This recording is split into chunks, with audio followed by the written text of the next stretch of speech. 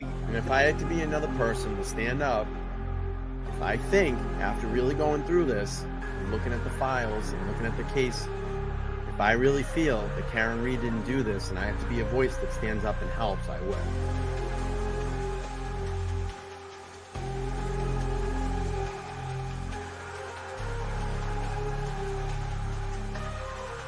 We are expecting to learn more about the allegations against the girlfriend of a Boston police officer who was found unresponsive in the snow Saturday morning. I-Team sources say Karen Reed was in a relationship with John O'Keefe. She's facing charges including motor vehicle homicide and manslaughter. We're the only ones fighting for the truth of what happened to John O'Keefe. And me and my family and my attorneys and my team have marshaled every resource to get to the truth. It just feels like no one else wants it. Now, just be clear, you didn't do it. We know who did it, Steve. We know. And we know who spearheaded this cover-up. You all know. Yes, we do. And no, she didn't do it. No, she didn't do it. This is an innocent woman. She didn't do it. I tried to save his life. Yeah. I tried to save his life at 6 in the morning. I was covered in his blood. I was the only one trying to save his life. Why'd you admit to it? She didn't admit to it. She didn't admit to anything close to that. Nothing close to that. And you should know that. It was like 3 or 4 times she admitted to it. No, she didn't. That's not true. She asked a question. She asked a question, which is very different. She didn't admit to anything.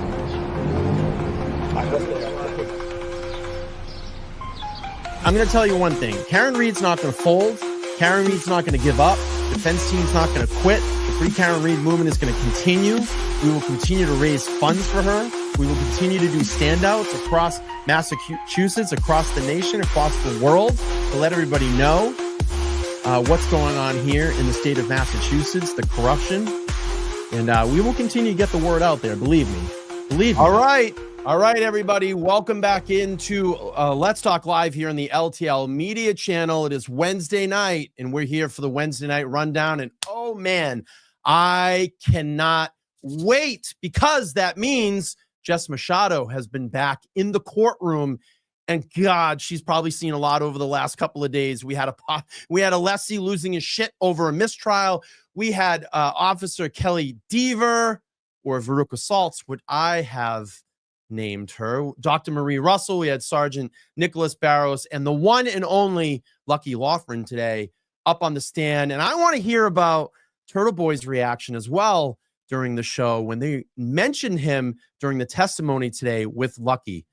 Let's not wait too much longer here. I'm going to bring in the one and only, the talented, independent courtroom insider reporter, the one and only Jess Machado. Hello. How are you, Jess? That was like a very hype opening. I feel like I need to be far more energized than I am right now, but thank you. That was great, Brian. Yeah. So before we get started today, I know that everybody probably just saw my message, but I'm going to let everybody know if you haven't, I'm going to present to Aiden a plaque. And you usually get one of these from YouTube. It's 100,000 subscriber plaque. And because he's not able, because of the criteria, he's demonetized. I think he got demonetized during all the COVID stuff, which is bullshit. Because now that we know all the truth about COVID, which was fucking bullshit. But Aiden deserves this. And if Aiden's watching, I'm going to get this to you the next time I see you. And I want you to display this and be proud of it, because you reached now you're over 100,000 subscribers. And he very much deserves this plaque. So I will get it to him. But first of all, that was very nice of you, Brian.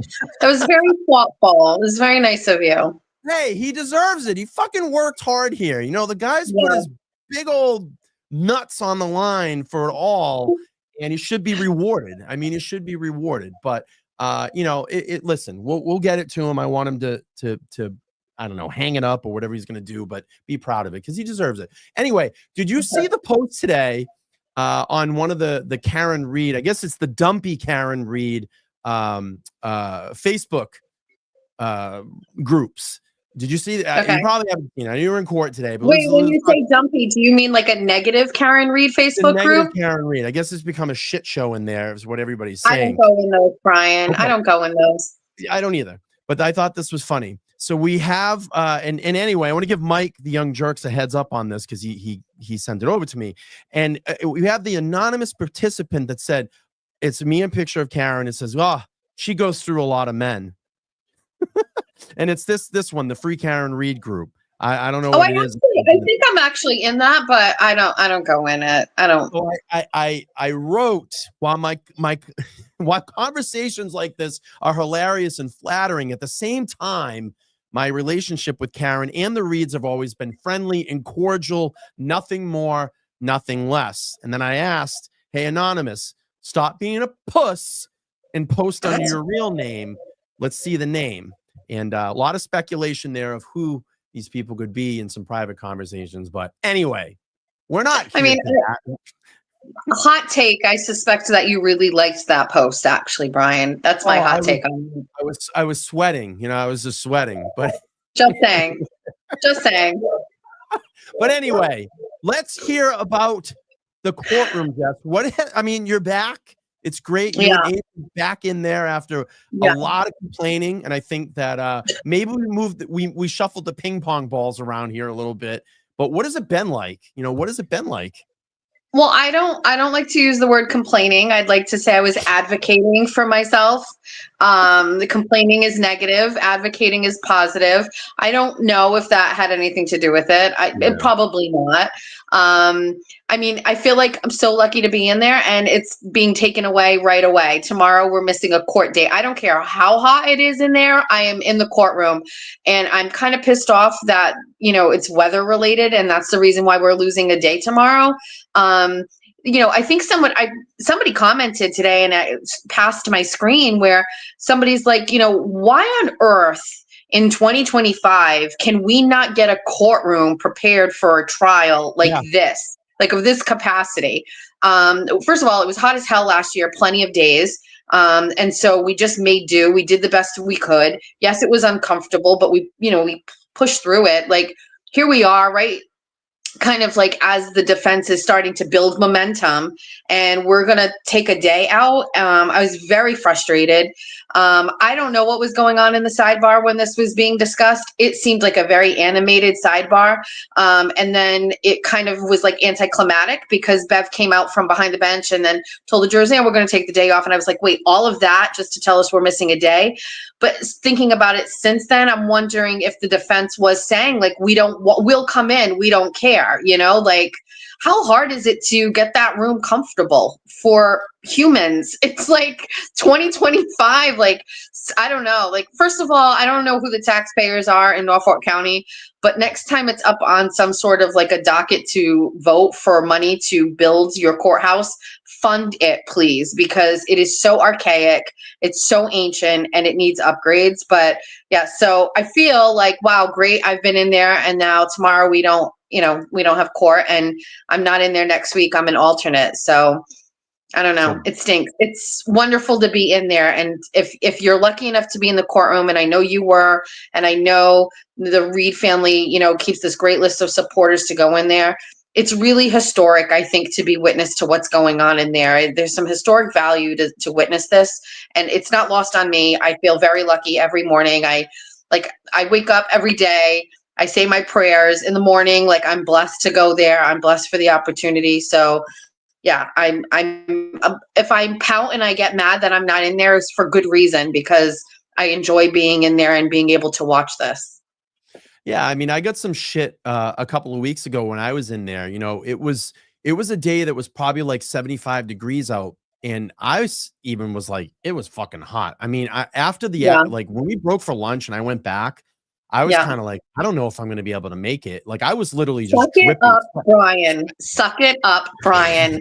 Everybody suck it up. We got a trial to get through. Yeah, and I'm 20 pounds, like 25 pounds over fucking weight right now. Thank God I've lost 10, but it's like, I was sweating in there, and it was brutal, because the sun sits, people don't realize the windows that are behind Bev, and that's why I think they have those shades up. those right there, the sun is just beating in there all day long. By mid-afternoon, you can feel it. When you walk into the hallway and you go back in, you're like, Yeah. whoa, it's like an oven in there. But anyway. I'm fine with complaining as long as it doesn't change our schedule, but I'm pissed. Like, listen, I said, I look at the weather every day for the next 7 days. I knew it was going to be warm on Thursday. I planned my outfit around it. So I was like, I need to be a little bit more comfortable.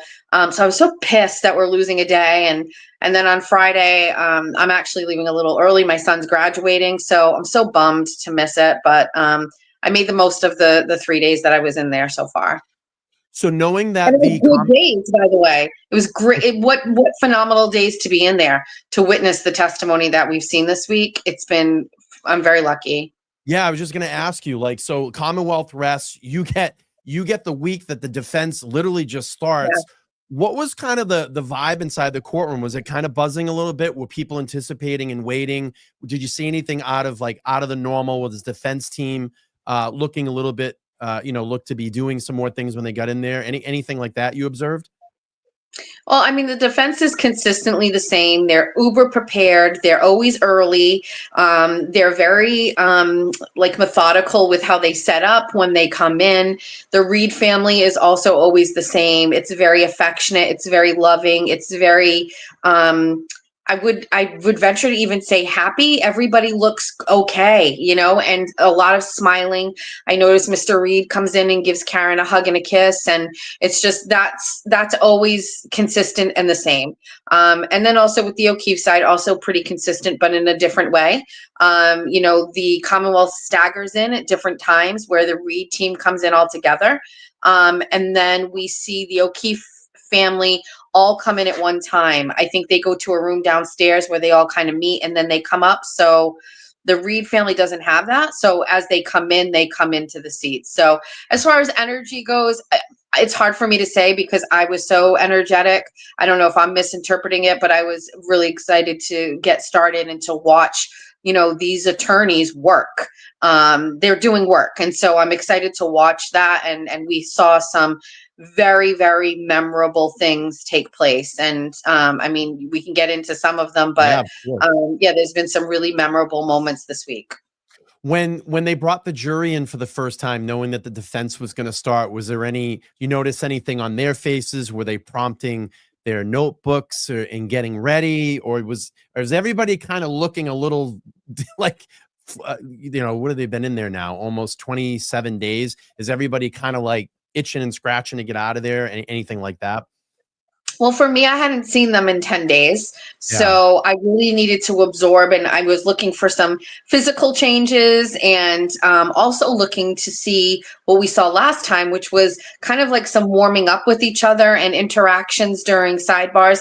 I actually don't see any of that. I felt the last jury was much more friendly towards each other. And I don't know if maybe Kanoni has just kind of snuffed that all out. I'm not really sure what's going on, but we did see it, right? And then we saw juror move seats.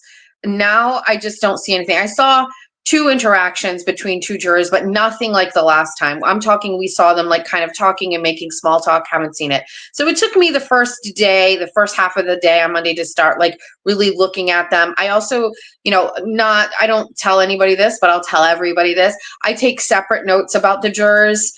So that post-trial, should any of them come out, I want to remember things so that I could maybe have the opportunity to ask them questions or, kind of verify some things I was thinking. So I have another set of notes that I was kind of doing on Monday, but, watching them and their reactions, I don't like to let people down, but there wasn't a lot of reaction during Barros.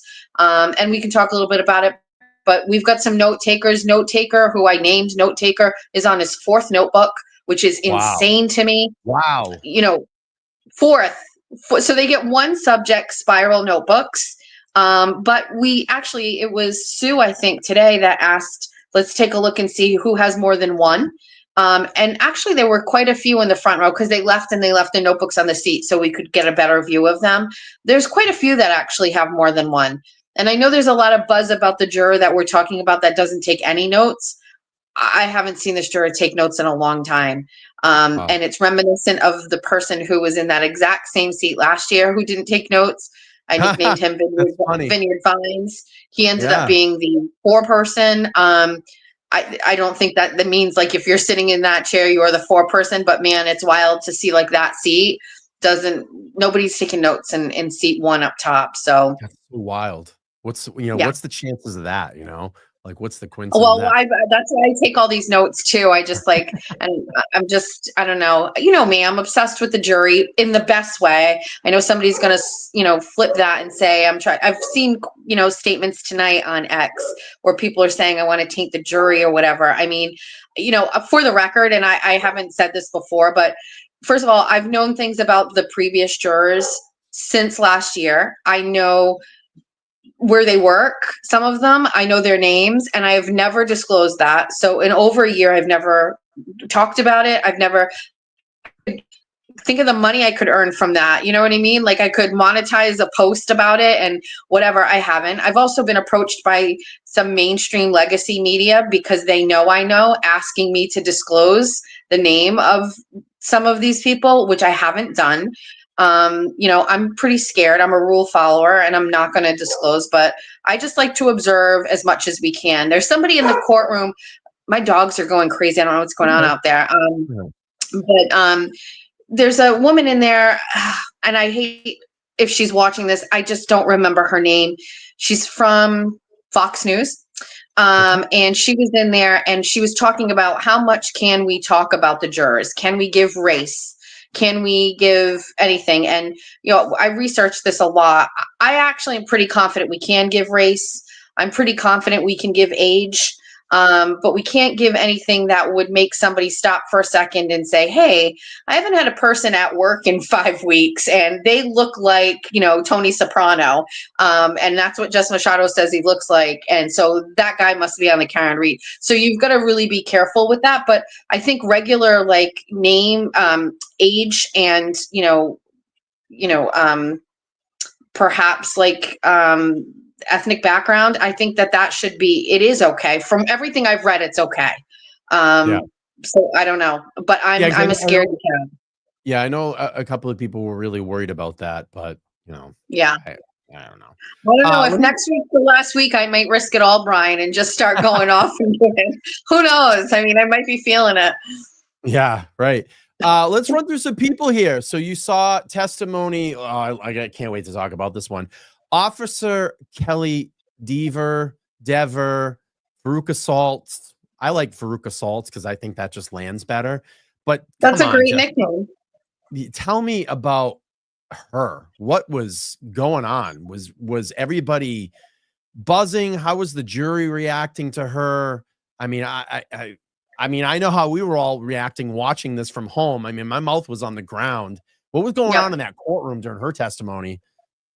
Yeah, I mean, obviously you saw it. We've all seen it. It was very defensive. The jurors were obviously paying attention. And I think, I know that doesn't seem like a lot, but there are moments in testimony where jurors are checked out. And we saw part of that with Dr. Russell, where jurors just checked out, where Brennan was just kind of continuing to go at it. And they're just not with it, or maybe they were paying attention, but they've just hit their capacity for like following that, that back and forth.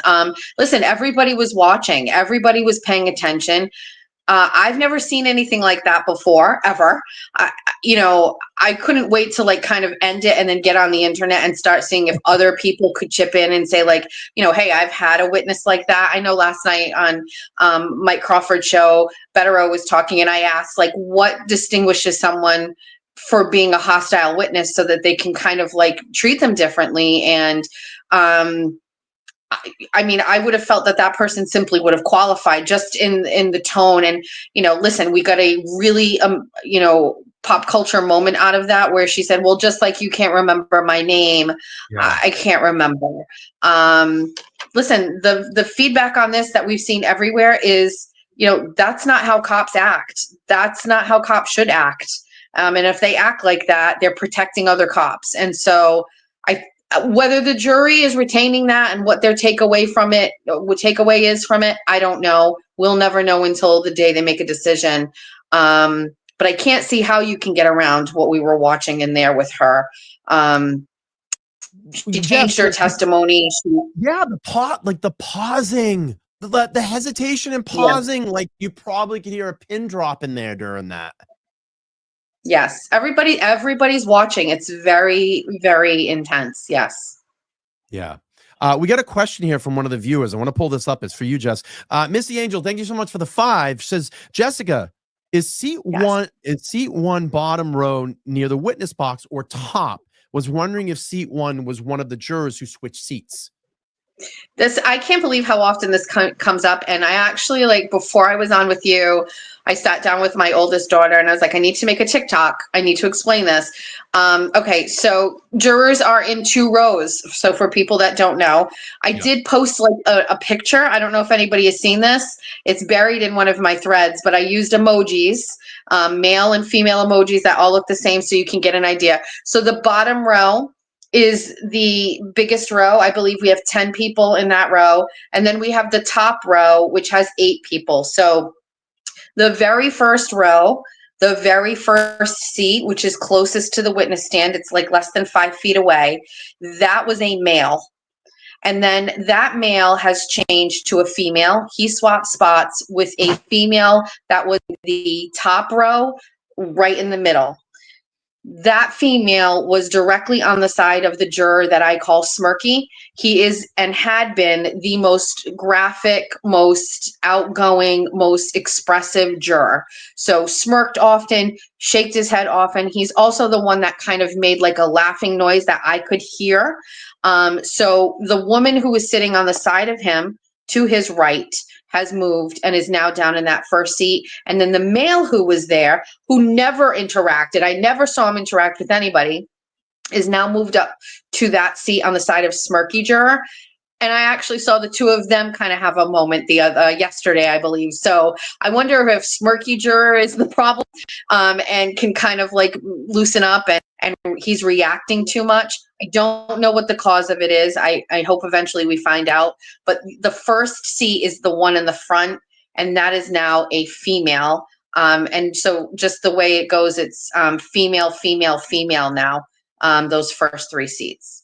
When was the audible laugh? During what piece of testimony was that, Jess? So it was the last time I was in the courtroom. So it's going back at least 13 days. I'll have to find it. I'm sure some of my followers will know, but something had happened and he made an audible noise, like you have to go back and find it. And I it's important. We should probably actually take a look at that, but he made a sound. I could hear it. Was shaking his head. Like something like that. I do feel like he wasn't believing. He has, and I feel like he has actually seems less expressive than before.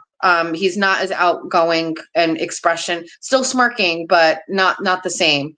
Not the same. Interesting. All right, let's transition to Dr. Marie Russell. During her testimony, obviously she's the dog bite expert. I thought that she battled pretty well with Hank Brennan. And what was kind of the reaction? I know it was very long testimony in her description. They got into her background and then what her evaluations of, all of John O'Keefe's arms. And then Hank really tried to hammer away with her. I think trying to expose her for her age and her memory loss, because memory loss, fades over time. What was some of the reactions during that? Were people kind of in and out of that testimony, or they really locked in on it? So during Dr. Russell's testimony, which went on for a very, very long time, and then we had redirects, we had a note taker who checked out, stopped taking notes. There was just too much rehashing going on, and you could tell that juror was getting exasperated with the lines of questioning, folded up her notebook and just put it up against her chest and actually never opened it again for Dr. Russell. Wow. And I find that she takes adequate notes. I think we're, not like note taker on the end, who essentially never lifts his pen from the paper. She just checked out at some point, and Sue and I concurred that individual had kind of checked out. We also thought we saw a person doodling during Dr. Russell's testimony at one point, and just kind of out of boredom. And it was actually during Dr. Russell's testimony, I believe, I kind of do a juror check at one point, and there's some changes in behavior. I've noticed there's a juror that's looking, I know Mark kind of downplayed this yesterday, and he's like, the jurors are going to do what they're going to do, but I see a change in behavior in some of the jurors. Like one juror is looking out at the audience more, like always was looking at the witness and looking at the players and the stakeholders, but I've locked eyes with that juror several times this week because they're wandering and they're looking. And so I'm wondering how engaged in testimony that juror is, who is normally very expressionless. I've never seen him break at all. He's never broken that third wall. So during Dr. Russell's testimony, to answer your question, I believe that we saw some fatigue and some people checking out. From my own personal perspective, it became hard to follow. And then we got that moment at the end where he asked her about her memory and she gasped. Yeah. It was very loud. Yep. She went, yeah, I remember that. Yeah. And so, that was, I have to be honest with you, there's been so many moments this week where I am reacting. I get lost in that moment because it's just like the inertia of it. I react. Like the Brennan, I'm sure we'll get to it, but the Brennan comment to Barros, like over here, I was lost. I couldn't believe it. I couldn't believe what I was seeing and hearing. Yeah, let's talk about Barros. That's actually the next person on my list. So you had Nicholas Barros testify, Dighton Cop. Really, I mean, my mind just kind of wants to go in and testify and just be done, done and over with this. Just tell everybody what he saw. Obviously, he stated that the taillight was cracked and then they show the actual physical photo of Karen Reed's SUV inside the Sally Port. We see the photo and he goes, it did not look like that. I mean, I would have been like, because it's obviously he got very more descriptive this time around than the last time. I don't think they brought the photo up and asked, did it look like this? I can't remember from his first testimony. I'll have to go back and look, but I think they dug a little, I think the defense team dug a little bit deeper this time in and sunk their claws in. And then obviously we had Hank Brennan come back and try to discredit Barros, and especially with the comment that you were talking about there. What was some of the reactions during his testimony? Were jurors kind of locked in? Tell us about that. Well, I mean, Barros wasn't questioned by the defense last time at all, so he was only brought by the Commonwealth. Yes, right. He was called. That's right. He was called by the Commonwealth. I'm sorry. An attorney Little, stood up and said, we have no questions. And that was it. And so I think we elaborated on this a little bit last night, which had a really great convo about this. Is you could tell that, he said on the stand, he was never asked to elaborate more. And so the idea that he wanted to say more, but he was never provoked or prodded, lent to his eagerness to go to Boston, go to the hotel. I want to talk. I want to give my story. I didn't get to give enough last time. And I think that's how we were kind of working through that last night. And I feel confident that that's what we were seeing there.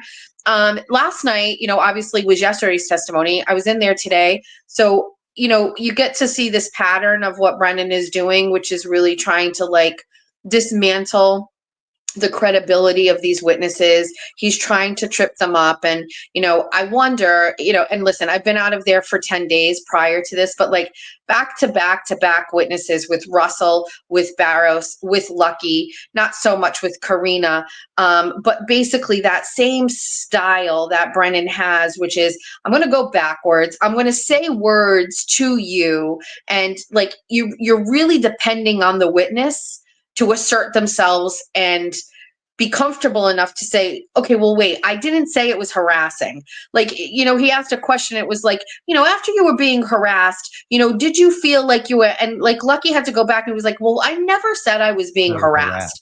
So listen, man, that's probably what makes him a great attorney, and he is, I think he is a great attorney. I think Brennan is a great attorney. He has those moments, so he knows what he's doing. Lally could fucking never do these things. Yeah. Lally, going back and watching some clips from Lally, he leaned on the podium. He had no oomph. He had no energy. He had no No like gusto. No gusto. strategy. Yeah. Like he didn't even have this. He didn't have this evil thing that Brennan has. You know what I mean? Like he didn't even have that. So with Barros, I can't really get. Oh, listen, there was a moment, and Mark Bettero said, you know, he held his own, and he really.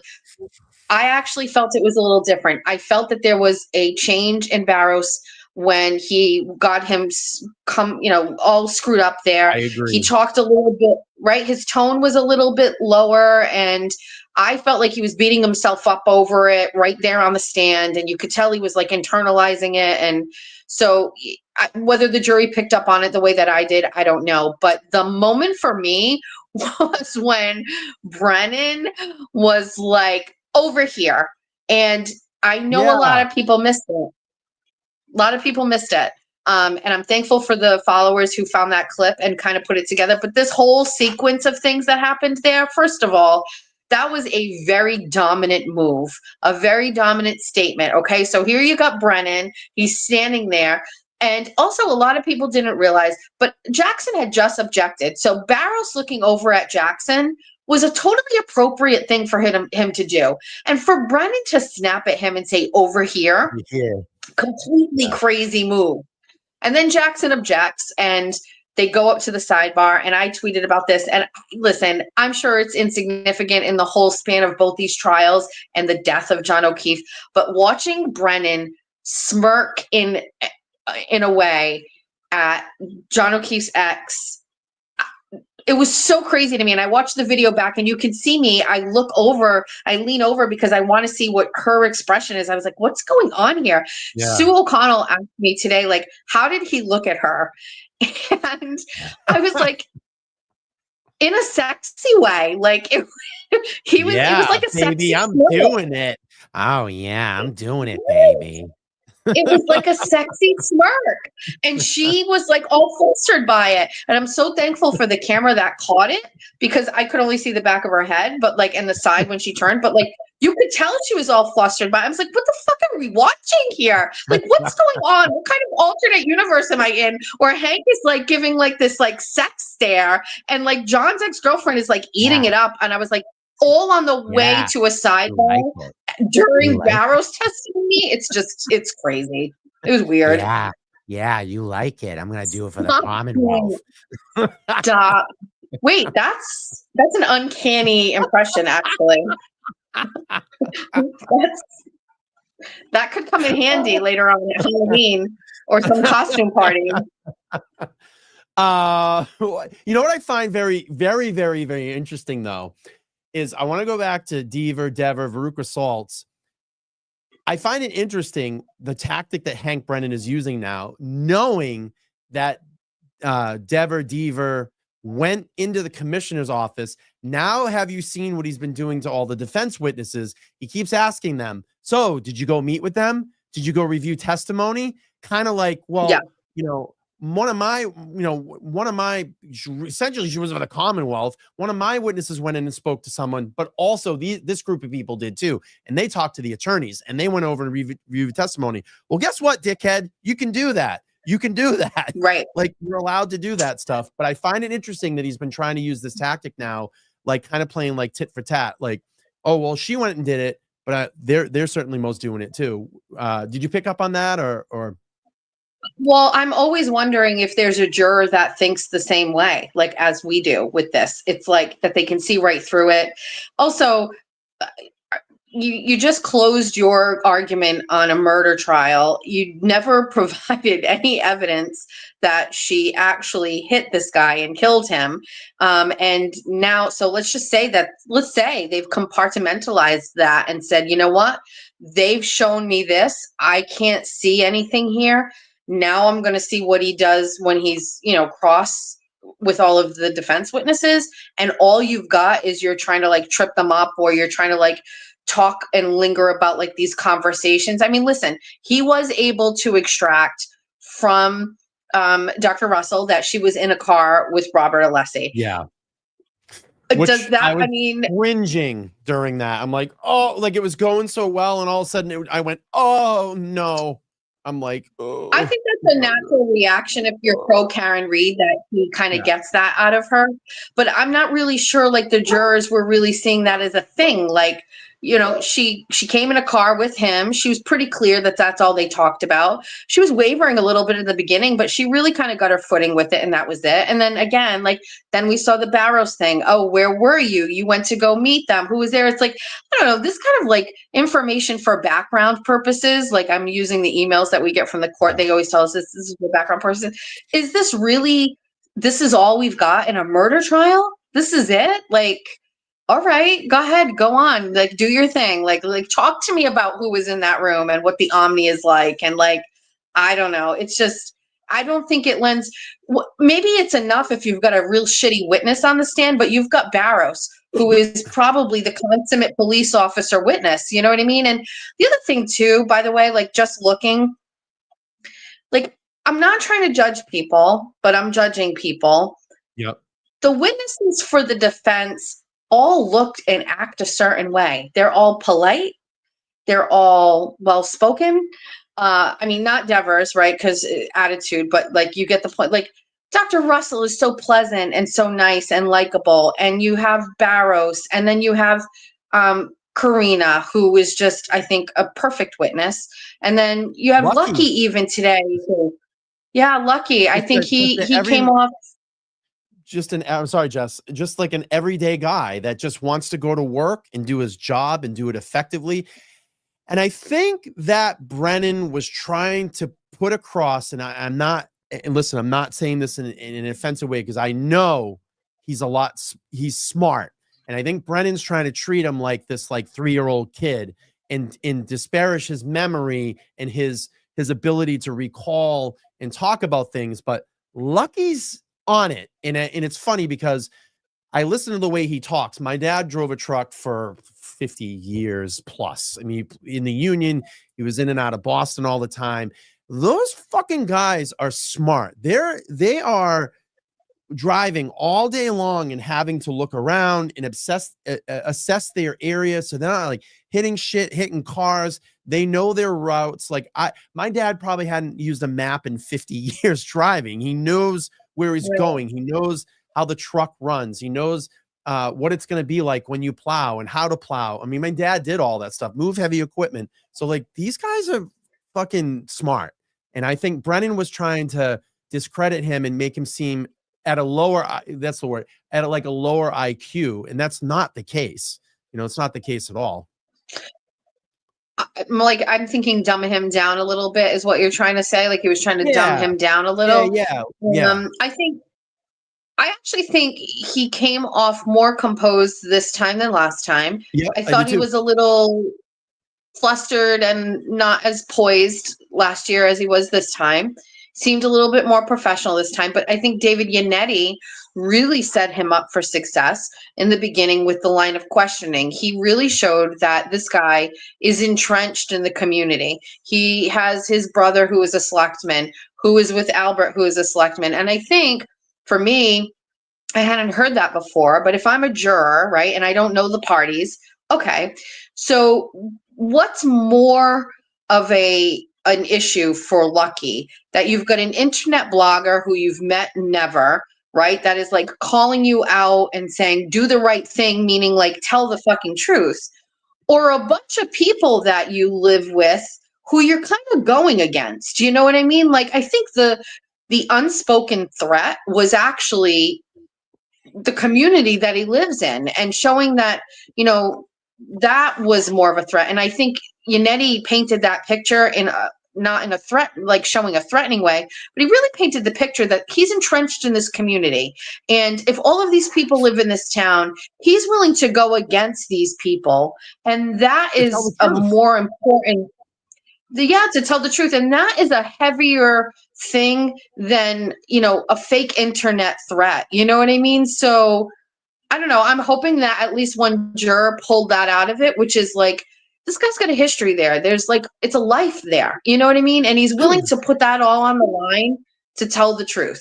And I don't think, based on anything he showed us, that his character would lend that he wouldn't do that. He just seems like that regular, average blue collar guy. Now, listen, I think we did hear, and someone can correct me if I'm wrong, but we thought Lucky gave like I actually didn't, but because I did, I thought he was a little mumbly jumbly, and I don't think we got it really out of him. But a lot of people were like, he was great, he was amazing last time. And I think we heard from jurors that they didn't really consider his testimony that impactful, if I'm correct. And so it's another learning lesson for me when observing jurors that we're thinking they may be seeing something that we are, and it just fell flat last time. So I don't know. I mean, I don't know.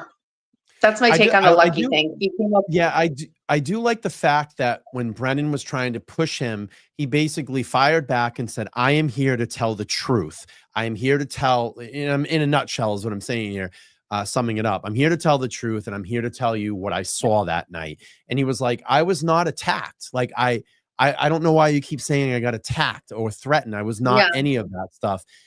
Interesting though, and let's touch on this. So all this is going down, and obviously we hear that Aiden gets brought up, and you're in the courtroom with him today.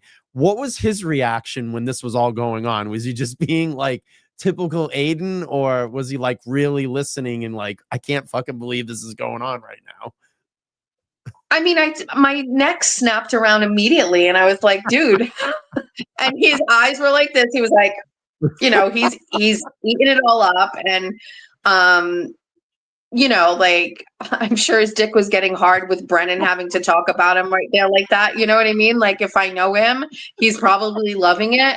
I was actually a little conscientious because I turned around, and then for a minute I thought, by me turning around and looking at him, are the jurors going to know that that's who they're talking about? Because again, we're pretending that the jurors, we're pretending that these jurors don't know anybody or anything about this case, right? However, listen, the court officers literally are like gum Nazis, and they will see you chewing gum and they'll come over and tell you to take it out. I turned around and looked at him, and nobody said anything, so I figured it was fair game. I turned around and looked back at him multiple times, watching his expression. I thought he was eating it up, and he was loving it, and he was paying attention. And I don't think he thought that when he left the courthouse, all of the reporters were down there and they're waiting for Karen, and he and I were walking out, and they grabbed him, and, you know, they started asking him a bunch of questions about it. And I haven't watched it, but I mean, yeah, I mean, listen, he can't stay out of this trial. They figured out a way to bring him up in both, and that's it. I mean, I don't know. I mean, it's pretty obvious. I mean, I would have been, I remember like last year I got to sit in, and I got to sit in, and I remember I was sitting with was me and Will, and like we're just literally watching. It was Buchanan's testimony, and all this shit's like happening. So I would just keep looking over at Aiden, and he'd make eye contact with me, and his eyes would get wide, or he'd start smiling, or we're just shaking our head. Like me and Will are shaking our heads at him, like we can't fucking believe this is going on. And you know, listen, I mean, you're gonna have reactions. You try to not to, because obviously, because that's the quorum of the courtroom, but sometimes it's hard. I mean, you're going to smile or laugh, or your eyes are going to widen. It's just a natural human reaction, you know, what goes on in there. So let's take a pause for a second. Go ahead. They've made this a movie. The Commonwealth has made this a movie. They've really, you know, brought him into this. And, you know, just think about it. This guy could have literally continued to write on his blog, do his own stuff, and it would have never like crossed over into the real world of the trial. You know, they brought it there. And so that's it. They deserve it. They deserve him being a part of it. They brought him here. It's definitely a fact, Jess. Let's take a pause for a second really quick. Hey, if everybody hasn't done it already, please make sure to smash the like button down below. I'd love to get 1,000 likes on this. It's free to do that, by the way. And if you haven't subscribed, I'm about less than 100 subscribers away from 45,000. I'd like to reach that before the end of this live. There's about 4,300 people watching us on YouTube right now. I know all of you are not subscribing. You need to be. So subscribe, turn your notification bell on, and Jess and I are going to do these every Wednesday night at 8 p.m. Eastern Standard Time throughout the remainder through the trial. Let me just get to a couple of these, because if I don't, I'm going to get yelled at. Jody, thank you so much for becoming a new YouTube member. I appreciate that and supporting my channel. Digital Artist, a member for 8 months, says lucky day. Love that. Thank you so much. Hoping for Answers, $10, says so nice of you guys to give TP that plaque. This is why I love this community. Absolutely. He totally deserves that. And I will get it over to him. If you haven't watched the video, it's there on my channel. Let's see, $5 from D-Hack says, Mr. Reed has big dad energy. Karen is lucky to have him in his corner. He is one of the sweetest people. I'm going to tell you something. I went to a dinner a couple of months ago, and it was a smaller setting, and we were gearing up just before trial, and he got up and said this like amazing speech. And I remember saying to him like privately, and I don't care, I'll share it. After the speech, I was like, you're like America's dad. Like the things that you say are just so like, you know, brilliant and so down to earth. And I always say this too, is like every time I'm in the presence of them, like outside, away from the courtroom, they are in, even around the courtroom, they are exactly the same family. Like they don't change. And I hear so many good things about them. Like I'll go out and someone might notice me and they're like, oh, I know, I watch you, you know, you do the Karen Reed, and they're like, I know the Reeds. They used to come into XYZ restaurant, or I've been to a function with them or whatever. And they're just like such nice people. And it's true. I mean, they never change. They never change. Let me see. Olaf, I got this up. Primus's Big Brown Beaver, Hot Beaver. Thank you for that. Okay. $5. Fabi says, B, I love you. Jess, we love you all. Tell us about the sidebars. What is the vibe of the O'Keefe family during the sidebars? And I imagine the whole room can hear. Yeah, tell us a little bit about that, Jess. So you can't really hear. They put on the white noise machine. So I think Static, on yeah. TV it goes silent, but in the courtroom they put on static. So I think for the most part nobody can hear. If you have seen me on TV, because my mom texted me during sidebars, you can see me really listening in. I'm the closest to the sidebar, so I sit all the way to the left. And there's no conspiracy to that. I'm a lefty, and so I don't like anybody on my left-hand side, so there's nobody there. So I really do try to listen. I do not share what I hear, because if it's supposed to be private, it's supposed to be private.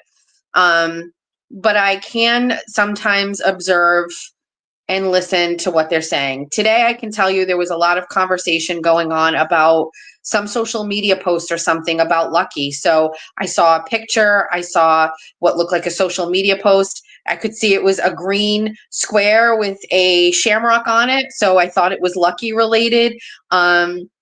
So just as far as sidebars go, usually just one of the attorneys for the defense is the leader speaking. It's usually the one that's dealing with that particular witness, and everybody is in like a semicircle in, like in order behind. I think I tweeted this out yesterday. If you didn't know Karen, you would think she was a member of the defense. She dresses like them. She looks like them. She talks like them. She doesn't talk to Bev, although I did see today Bev ask her a question and Karen responded yes to her. So I don't know what that was about, but Brennan is the only person that's talking. We never see Lally. We never see McGoughlin or whatever her name is talk ever. Sometimes she'll bounce back and forth, but I saw Bev get very I don't want to generalize this, but can I be honest with you? Every time I watch Bev interact with the defense, I look like she is just placating them, and it doesn't matter because the answer is going to be what she has already predetermined it's going to be, and that's it. Which is no. I never look at her, and I think that's a woman that's contemplating anything. I just don't. It is a predisposed notion on how she's going to act, and I always feel it is just like the most placating is the best way I've seen it. And by the way, I have observed many judges over the past year and a half. I have been in courtrooms. I've had my own cases. I watch the behavior of judges. I sometimes, prior to this trial, I was watching trials in courtrooms just to get an idea about how things were going. I have never seen a judge react in so many negative ways. I wish somebody had some sort of like a tracker every time she huffs or whatever. Like her demeanor is just so negative, and it's a very stark comparison to other judges that I have seen. Some are super sympathetic and understanding. Some, from an outside perspective, you could never tell which way they would lean on anything. Like they treat the attorneys all the same. They allow them to talk. I covered a murder trial in Fall River. I watched both sides.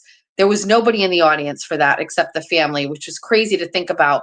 But I really paid attention to that. And Bev wears it all on her sleeve. It is so obvious to me. And in the sidebars too, I think you can see it as well. Yeah, I mean, and then this is a great transition because you were in the courtroom the other day when Alessi stood up and talked about the mistrial because of the DNA.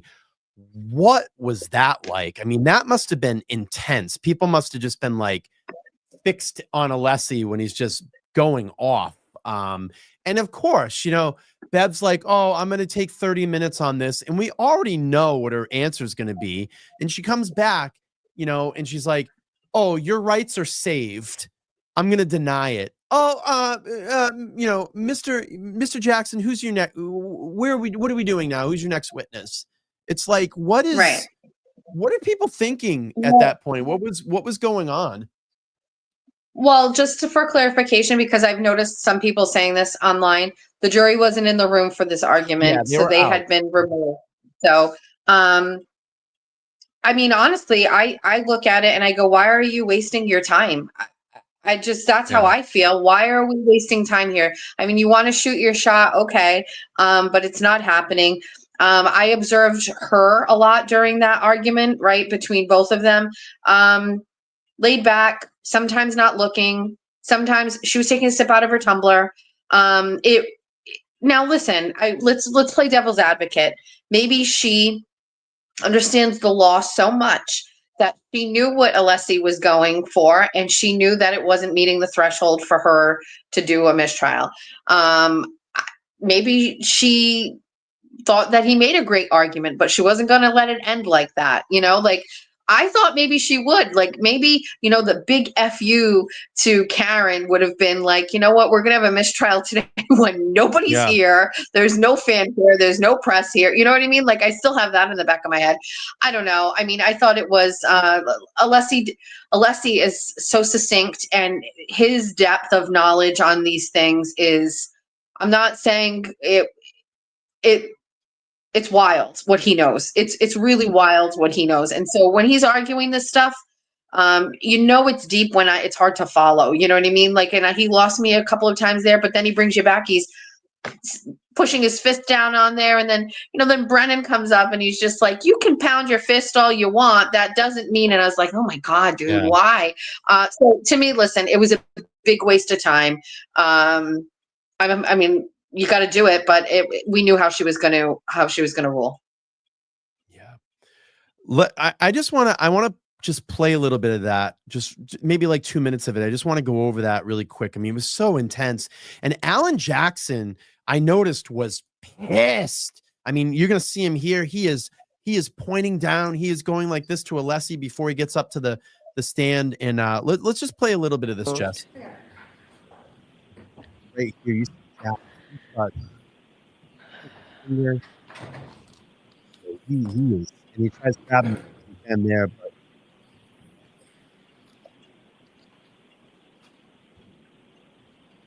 thank you, Your Honor.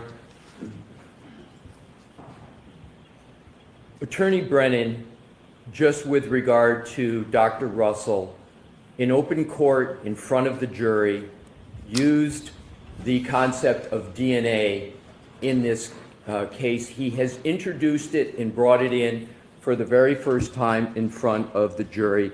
He has done so intentionally. He intentionally brought up DNA.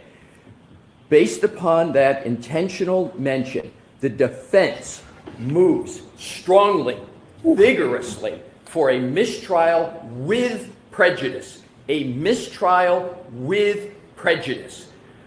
There has been no mention in this trial of DNA with regard to the topic, with regard to what Mr. Brennan has raised. There has been none.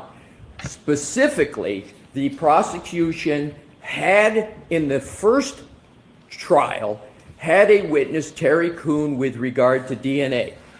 For whatever reason, the prosecution has chosen not to bring that witness in who would testify perhaps to DNA. As a result of that strategic decision that the prosecution made, there's been no mention. I want to be very clear. The defense has been incredibly assiduous and meticulous about not mentioning DNA in any fashion, directly or indirectly.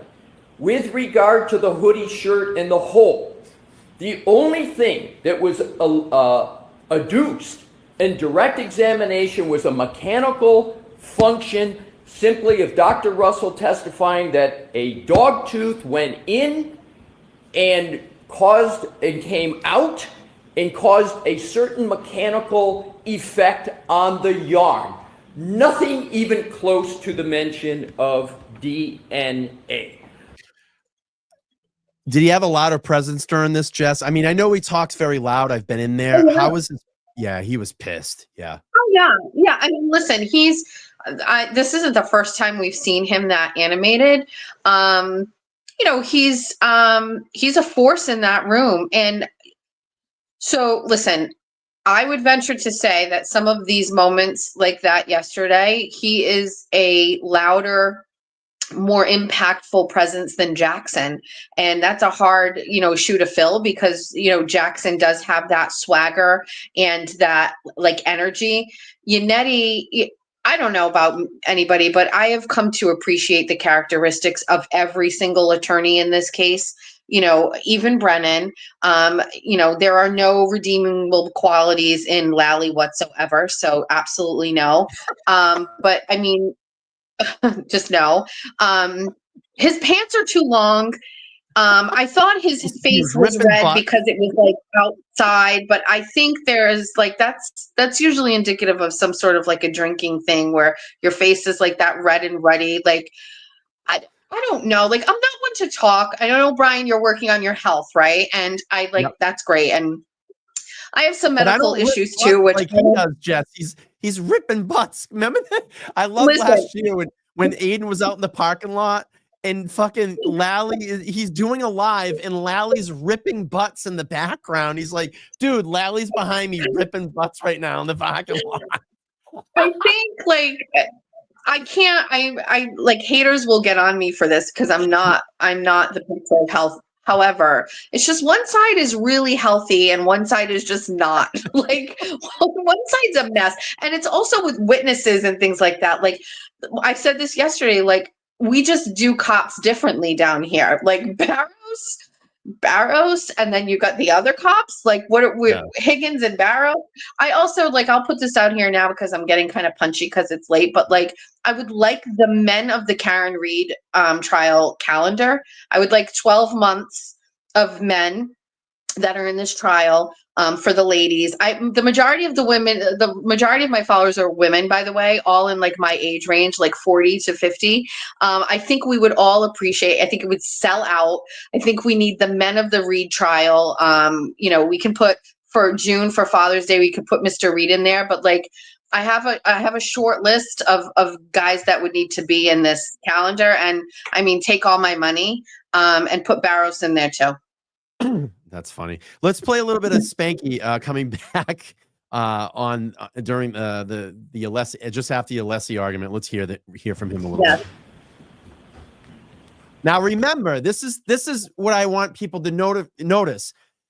This is where fucking you get the two tails of Hank. When the jury's outside when the jury's outside the courtroom, he's this one animated. He's the one. He's talking loud. But when they're in there, he's like, okay, all right, no problem. Okay, stop doing that, bro. You need to stop. That is. Jess, we're gonna do it for the Commonwealth. Here we go. Yikes. We did not. Inquiring of Dr. Russell about the absence of dog DNA is not only proper and permissible, it's essential, and the Commonwealth is entitled on cross-examination to explore theories and facades that the defense creates if there is actual evidence that undermines or contradicts the representations that they are trying to portray to this jury. Let's be clear. The defense is on notice that there is no dog DNA in the sweater of John O'Keefe. let's be clear, the defense is on notice that we were not going to try to disprove all of their varying theories in our case in chief, but if they were going to propose theories that we thought were unsubstantiated, we would do so in rebuttal. It is clear these witnesses are on the witness list. More so, the conversation and examination of Dr. Russell is replete in the historical record of this case. Dr. Russell herself testified on December 12, 2024, that she did consider the absence of DNA in her opinion. She disregarded it, she discounted it, she created false theories about the potential destruction of it, but she did testify this was part of her consideration for her opinions. Again, on January 7th, 2025, Dr. Russell again discussed the absence of dog DNA in John O'Keefe's sweater. Now, it may be inconvenient, it might be hurtful for the defendant's theories, for the creation they portrayed for this jury yesterday, but it is not improper, it's not unconstitutional, it's not irrelevant, it's very relevant. It is powerful evidence that the Commonwealth has to undermine this idea that the linear superficial abrasions on John O'Keefe's arm were somehow caused by a dog. He's panic shifting. You see that shit? He's like moving the notes around. I mean, it's just funny. I think it's just funny. You get like, I call him like Dr. Jekyll and Mr. Hyde. Like when the jury's out of the room, he acts like this, but when they're in there, he's always like soft spoken. He's talking. Okay. All right. Okay. Just always. I don't deserve this. I'm not coming back to your show if you use that voice again. I don't know. No, let me get doesn't to this do really it for quick. me. Loves, thanks for the $10. Says hello, Brian and Jess. I appreciate your insight. What happens to the case Paul O'Keefe filed against Karen? Does this impact that? Thank you. The spanky voice never disappoints. Well, that's a civil suit, so they're going to battle that out in civil court. And I can tell you, I know when I was in there, I got introduced to Karen's one of the civil attorneys that were sitting in that day. And I'm sure, I mean, I don't know if you know, Jess, if any of her civil attorneys have been back there this week, but they definitely were in there the week that I was in there. I don't know who they are, actually, so I don't know. I mean, I'll be honest with you, it stops with Bill Reed. Like, I don't know whoever is on the side of him. Actually, there was a court officer that sat on the side of him today at one point. It's usually, I only take note of the Reeds, so it's Bill and Janet and Nate, and then the other people all just kind of mix. I don't know. I don't pay attention. Yeah. I don't know. I don't know who they are. But it'll be interesting to see. I mean, it just has to absolutely suck that this family has got to go through that trial too, and this one. And it's just, I mean, what a life-changing thing. You know what I mean? I don't know. It's wild to me. Their lives are so different. It's terrible. Yeah, I mean, I couldn't imagine having to sell all your assets off, having to do this back and forth for, almost 3 years, court proceedings after court proceedings, missing work, all the scrutiny and the media. I mean, and really, I mean, if it wasn't, again, and I said this in my message video to Aiden, it's like, if it wasn't for you, this would be a very different trial for Karen. I even heard Alan say that the very first time I met Alan and got that opportunity to go into court for the first time. He said, I want to thank, it was me and Will, we were standing there, and he goes, I want to thank the both of you and all the other people that have talked about this case, because if it wasn't for any people like you, this probably would be a very different case for Karen. It would be a very different case for Karen, because it really hasn't been that positivity, especially in the legacy media of how they've treated Karen in all of this. We've really worked hard as independent media to really share the truth and get that out there. Because without a lot of us, people like me, people like you, it would be a completely different case, I think, personally, for Karen. Well, I agree. But I also think that with time, this case, take us away from it. This case, all it needed was to fall on the eyes and ears of more people. And as more people have found this story and this case, and I said this yesterday, this is everywhere. The content creators, the TikTokers, it is absolutely everywhere. I asked my kids, I said, next time you're on your TikTok and a Karen Reed reel pops up, yell it to me. And they're always saying, Karen Reed got another one, got another TikTok, right? So over the course of a year, the eyes and ears that are on this case have quadrupled. It's in the millions now. And now you're adding way more people to the base. And those people all have the exact same basic statement. Karen Reed is innocent. She didn't do this. So take it out of Massachusetts, take it out of Canton and this small area and this really small group, even discount all of the Turtle Boy followers and people who have been with him following, 500 episodes of the Canton Chronicles or whatever. Now you've got people who don't know these players. There are people who know this case that don't know Turtle Boy, right? They probably were like, what blogger are they talking about today? Those people all still think Karen Reed is innocent. You go into the chats when these streams are going during the day where it's law and crime and court TV, and you watch the comment section, it is like 90% people saying Karen Reed is innocent. So then I just look at that and then I go, okay, well, let's just take those people and make them a jury. And that's how the jury is going to be. So I just don't see how any reasonable person can think that Karen killed John O'Keefe for anything that we've seen. Nothing. And I'm hoping that the jury sees it there. There's no motive. That's the thing. I haven't seen any motive. And I know, you don't need a motive to murder. Like, I haven't seen anything there. And I think, and to your credit, Jess, I agree with you. But I want to just add this. It all started with Aiden dropping that pebble in the pond. And you know what happens when you drop a pebble in the pond? The ripples go out. So he dropped the pebble. More people in this local area were attuned to it. We all came into the fold. We were the catalysts for this. Like, Aiden was the true the catalyst that started, but we were all those little embers that kind of came in together in this campfire and pushed it out. And I think brought people more aware to what was going on here in Norfolk County. I mean, you're responsible for that. You did a lot of reporting, and and among all the other people. No, I'm saying, no, you have though. I mean, you are. You're part of it. This case is coming at a time where I think not only Massachusetts, but our whole entire country has had an issue with legacy media.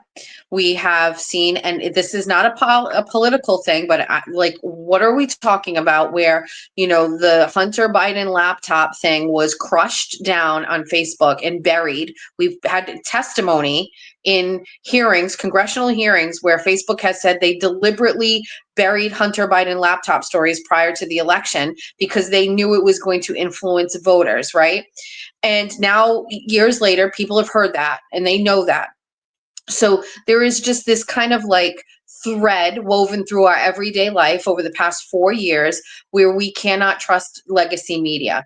That is a part of this, where people are people lie to us. There has been some sort of thing that has shattered, our core feeling that we can trust the police, we can trust, the media, we trust.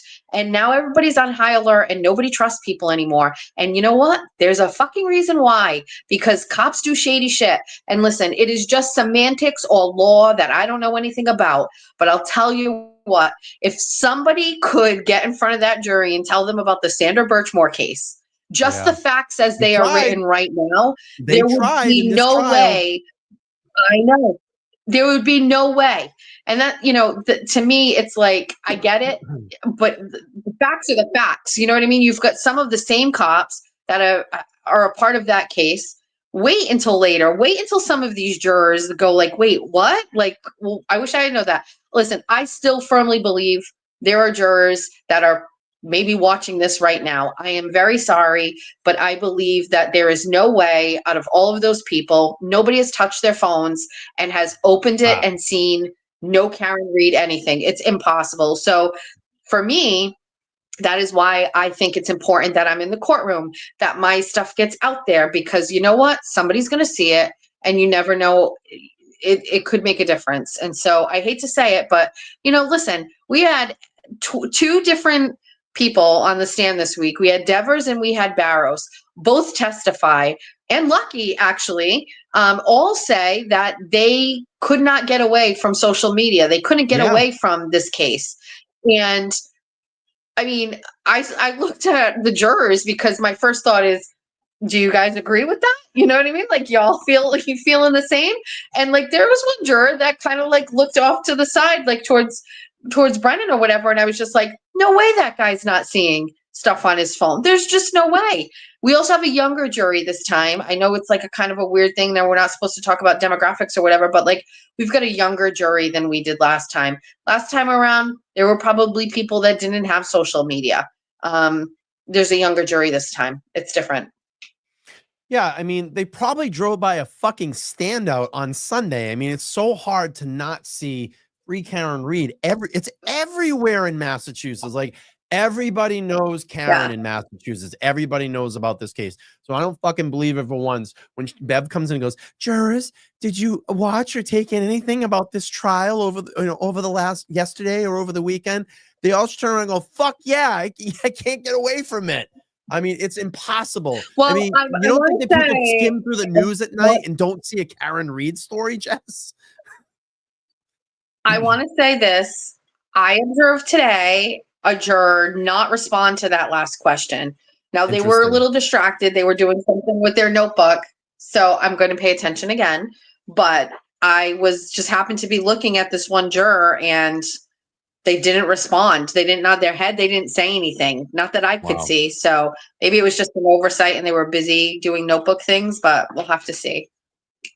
We'll have to see. So what is your schedule here? So we obviously no court tomorrow. You'll be back in there on Friday.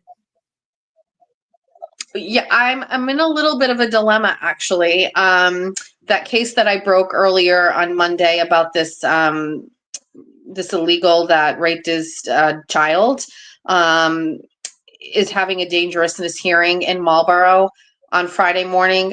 I was going to go to that, and then I remembered that I actually have to leave a little early for graduation. So I hate to say it, I have someone that might be able to go for me. Listen, I don't want to miss some things like this because listen, this case will be over. Karen will be acquitted, and we will move on from this. And so I still have these other stories. I'm gonna go. I had made arrangements to not be in court Friday morning, but I forgot I'm leaving early. So I will be there Friday. And by leaving early, I got to leave at 3:00. You know what I mean? I'll be there for the majority of the day. So I'll be there. And then next week, I am on the reserve list. Aiden took a peek at it. We talked on the phone today and we were talking over the list.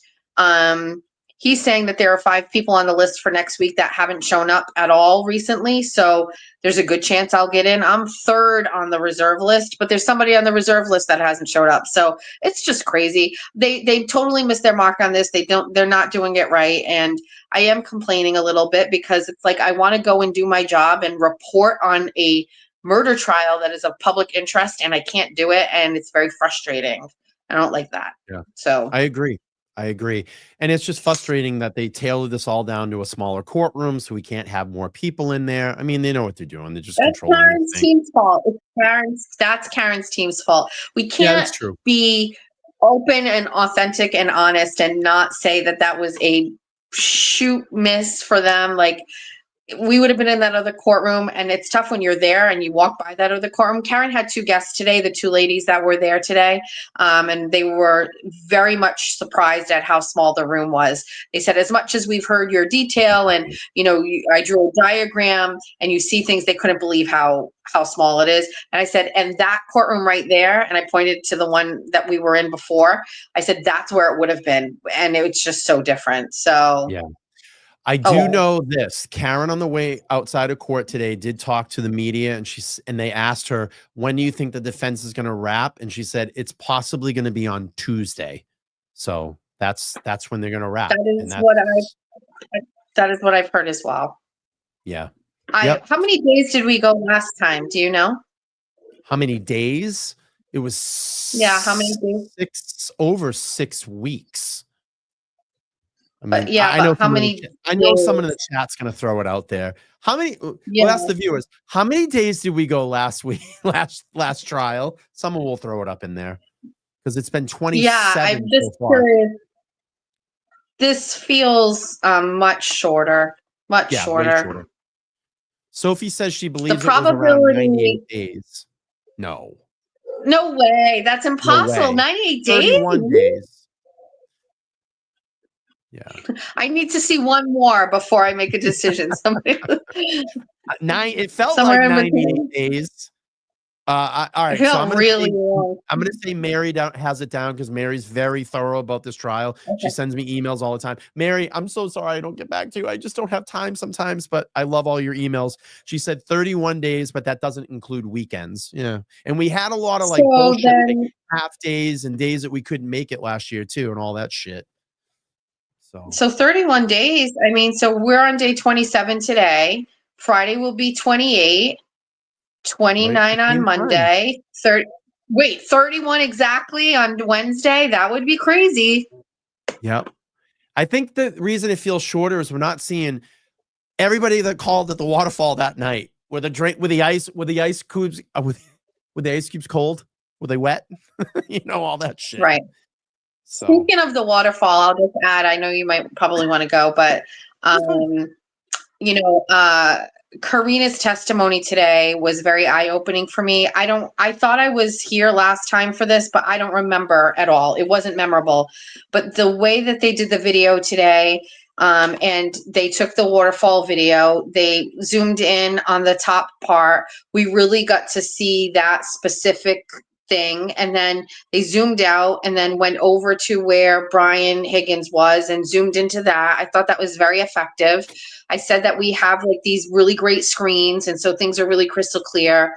But I'll tell you what, I think that the moment of her talking about John kissing Karen on the forehead, I've heard that before, right? We heard that. I don't remember seeing it. I don't remember seeing that on video. Maybe it played the last time, but they zoomed in on it and you can actually see him do it. And I wow. teared up. I got super sad.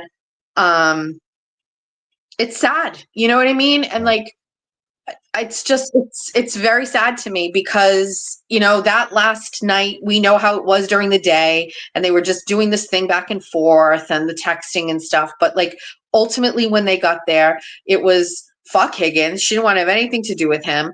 And it was just the two of them and they were affectionate and cute together. And, it's just super fucking sad. And I was doing my 24 and 24 on the way home today, right? And I said something, and I guess people pushed back a little bit, and I probably want to clear it up. I said, if Karen is guilty of anything, it was her interactions with Higgins lit the fuse that ultimately caused him to beat John to death. That's what I believe. And I believe that his behavior in those text messages and what we've seen from him lend to the fact that after a day of drinking and then ultimately being ignored by her, and then it being in his face, like we saw in the video today, in his direct line of sight, that John was with Karen and Karen was with John and he couldn't do anything about it. And then around that fraternity style group of assholes, it was the perfect storm for what ended his life. And I wonder if Karen thinks about that she set things in motion. You know what I mean? Like, if she's guilty of anything, it was that. She said today, and if you go look at the interview, it's on Justice Serve TV. I saw it. It popped up in my algorithm. Okay. I played it, and they asked her about, do you think that Brian Higgins, one of the reports said, do you think Brian Higgins was the one that started all of this? And she said, well, you've seen the video. She's like, she wouldn't comment on it, but she just said, you've seen the video. Like, you saw the video in there, kind of like you're smart enough to figure it out. It's very clear to me this time around. It's very clear to me this time around. And I appreciate that the defense has really, like, I guess the best way I can say this is, like, sometimes I'm in an argument with my husband, right? And instead of like getting to the reason for someone in the argument being angry, we just talk about being angry. But it's worth it to keep kind of digging away at it to get to the root cause of why we're arguing. It's maybe too much information there, but like in this part of the trial where we're seeing these videos, and we're really getting this picture painted of, because isn't it always human emotion behind a murder? Isn't it always Yeah. emotion? And that was not part of the last trial. The human emotion, which makes motivation to kill, do you know what I mean, was missing from the last trial. And I think this time around, we have seen Higgins as that person, the reason, the rejection, the video is really, they've done a good job of that. And it's a clearer picture for me this time that there is motivation there and there is motive. And the motive is being rejected, and coupling that with his style and being a cop and all of that. It's just, Drinking. Yeah. yeah, but I mean, I you've always really felt got that. to, somebody's got to talk about the emotion. Somebody has to talk about people's mindset and what they were doing that night. And we always glanced over that. We've talked about Karen's mindset. They dragged her. Like, Yeah. like her mindset was she was mad at him and she hated him and she wanted to leave him and like all of that stuff. Like, we've exasperated Karen's mindset, but like, you really need to think about what everybody else's mindset was. Karina did a great job today talking about her mindset. I don't want to go out. I'm tired. And then my husband was like, come on, there's a band there. And then the kids were like, you could really understand her frame of mind. I think, Yeah. The kids were like, you should listen, go out. You never go out, mom. yeah, you've got to just think about the emotion behind a murder. And I see a little bit of it. I still think we could probably see more, but at least there's something there this time around, I think. I always felt the whole thing from Higgins was, if I can't have her, nobody can. I always felt it was that type of attitude when I saw, the text. I mean, obviously he's trying to warm up to her, which the guy is inept. I mean, he has no game. Like, this chick's coming at you. I want to know if the relationship was real. Dude, she wants to come to your house and fool around with you. Like, Yeah. I mean, you can't take a hint, and you're going, well, what does that mean? Do you really like me? Is the relationship gonna be real? Like, and I always felt like, he couldn't land it. And then obviously when Karen, figured out, like, I'm gonna stay with John and work through this. That's where I think that rage started to build inside of him, because he was embarrassed. Like, she didn't want him. She fucking blew him off, like, kind of like the well text, and she didn't want to have anything to do with him. And then he got angry, and he probably had some conversation with Brian Albert on the way out to New York, like, hey, I'm fucking mad, like, she came on to me, blah blah blah, just stuff like that. So I think that was the catalyst for all of this, and it just led to that whole, if she can't be mine, then no one can have her. And that's probably what started the fight.